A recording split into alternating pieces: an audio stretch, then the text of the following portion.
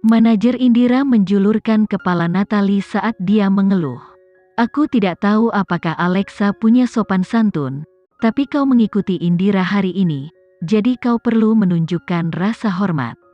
Natalie mengalami penghinaan, omelan dan ekspresi cemoohan di sekitarnya saat dia menundukkan kepalanya dan menjawab, "Maaf, aku akan mengingatnya mulai sekarang." Indira perlu merias wajahnya.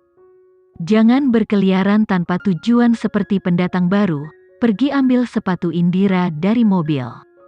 Natalie menahan kemarahannya saat tangannya mengepal. Karena amarahnya, wajahnya mulai memerah dan matanya berair. Manajer Indira melihat ekspresi di wajah Natalie, dan membuka lengannya ketika dia berjalan ke Indira dengan arogan. Orang-orang Alexa jadi berbeda ketika kau memerintahkannya. Mereka seperti anjing. Apakah kau melakukan apa yang aku katakan untuk diletakkan di sepatu? Indira duduk di depan cermin membiarkan penata rias melakukan apapun yang dia butuhkan. Jangan khawatir, bagaimana mungkin aku bisa mengacaukan acara yang menghibur? Manajernya mengamati wajah Indira di cermin dan memperhatikan sebuah senyum rahasia menyapu wajahnya.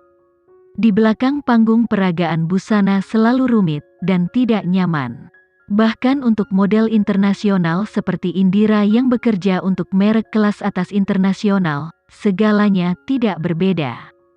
Dia bahkan berbagi ruang tunggu yang sama dengan model pendatang baru.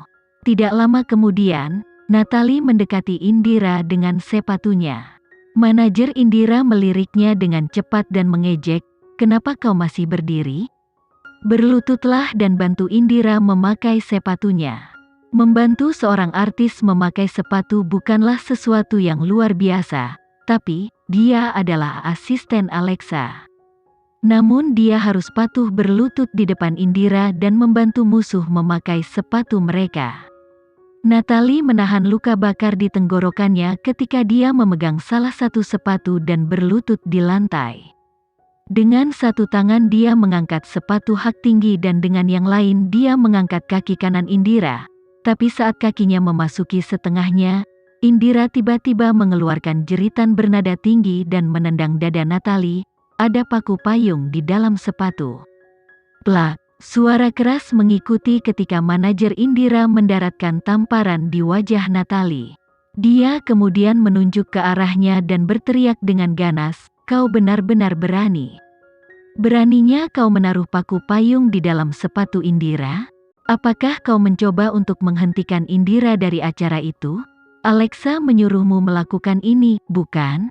Natalie tertegun oleh tamparan itu ketika sebuah sidik jari perlahan muncul di pipi kirinya. "Aku tidak menaruh apapun di sepatumu. Aku mengambil apa adanya.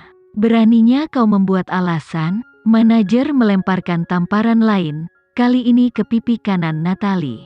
Sepertinya dia menggunakan terlalu banyak kekuatan karena tangannya juga merasakan sakit ketika dia menamparnya 2 kali.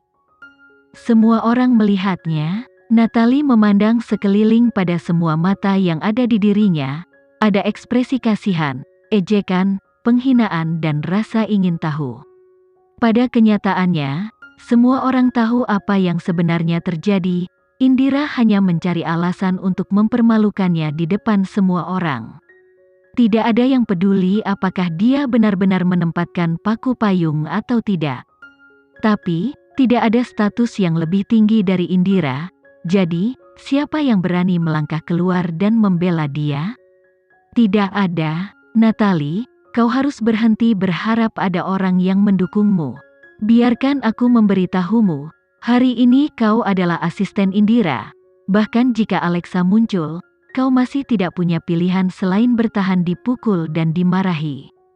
Maaf. Air mata Natalie menggulung pipinya yang bengkak tak terkendali, membuatnya semakin panas dan menyakitkan. Apakah kau pikir ini sudah berakhir dengan permintaan maaf? Tahukah kau, karena kelakuanmu, karir modeling Indira bisa saja berakhir? Manajer Indira menuduh Natalie dengan keras. Apa yang kau ingin aku lakukan? Tentu saja kau harus berlutut di depan Indira dan memohon pengampunan. Manajer Indira tampak terkejut bahwa Natalie tidak memahami aturan industri. Membuatmu berlutut sudah mudah untukmu. Kalau bukan karena Zalina, aku pasti sudah memanggil polisi. Berlutut pada Indira, Natalie mencibir. Meskipun dia sudah mempersiapkan dirinya secara mental dan memikirkan berbagai cara untuk menghibur dirinya sendiri, sekarang saat momen itu benar-benar menghampirinya, dia begitu tergoda untuk melukai wajah mereka dan mematahkan leher mereka untuk menghilangkan kemarahan dan penderitaan yang dia rasakan. Tapi, bukankah berlutut terlalu berlebihan? Kau sudah menamparku dan mempermalukanku. Apakah kau benar-benar perlu melakukan langkah ekstra seperti itu? Setelah mendengar kata-kata Natalie, bibir Indira melengkung ke atas ketika dia meraih baju Natalie dan menariknya ke arahnya. Apakah kau pikir aku akan takut pada Alexa? Apakah kau pikir model internasional sepertiku akan takut untuk balas dendam ke model Agret? Kau seharusnya menyalahkan dirimu sendiri karena memilih tuan yang salah. Bahkan menjadi anjing membutuhkan sebuah keberuntungan. Setelah berbicara, Indira membebaskan Natalie dari genggamannya dan mengambil tisu untuk menyekat tangannya, seolah dia menyentuh sesuatu yang kotor. Apakah kau tidak akan berlutut dan meminta maaf? Natalie tidak bergerak. Aku menyuruhmu berlutut. Manajer Indira menendang Natalie di belakang kakinya. Melihat ini, staf Indonesia Center tidak tahan menonton lebih lama. Jadi salah satu dari mereka melangkah maju untuk mencoba dan meyakinkan Indira, "Indira, ini adalah ruang publik. Jangan kau pikir apa yang kau lakukan ini sesuai." Wanita jahat ini meletakkan paku payung di dalam sepatu Indira. Motif apa yang dia miliki?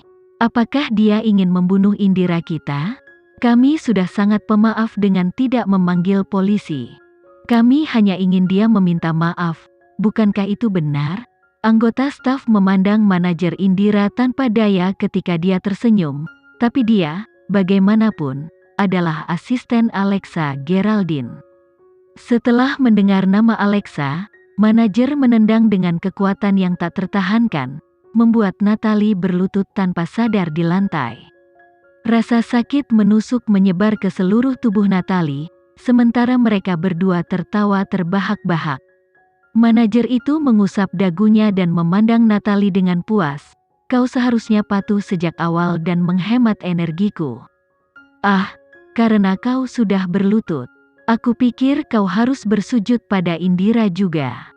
Manajer Indira meletakkan tangannya di bahu Natalie, siap untuk mendorongnya ke bawah, ketika tiba-tiba seluruh belakang panggung pecah dalam keributan.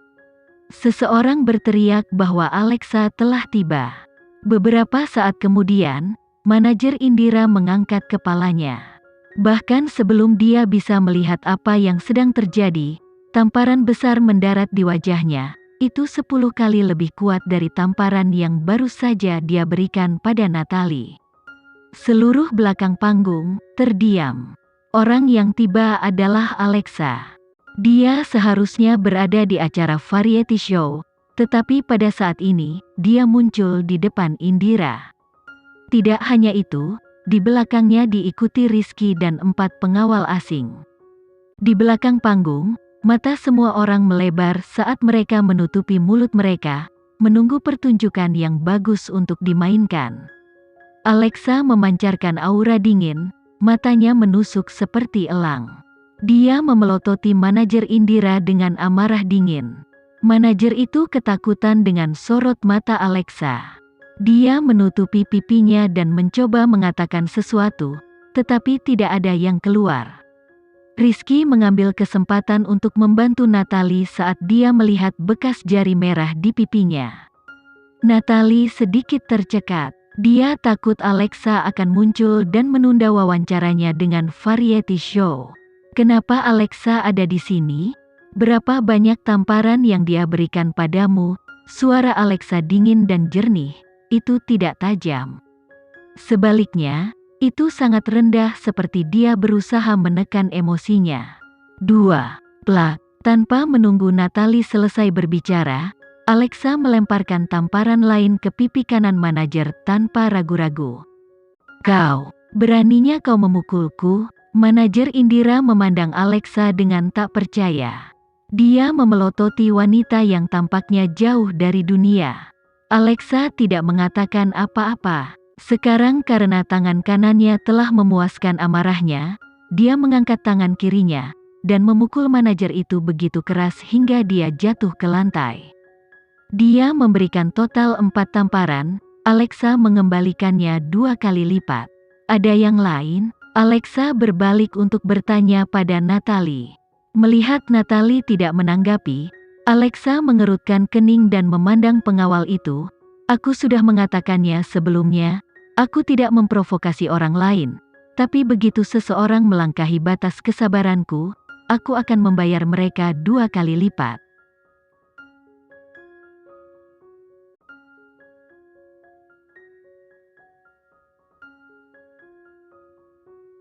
Sekian dulu ya video kali ini, kita lanjutkan lagi videonya di lain waktu.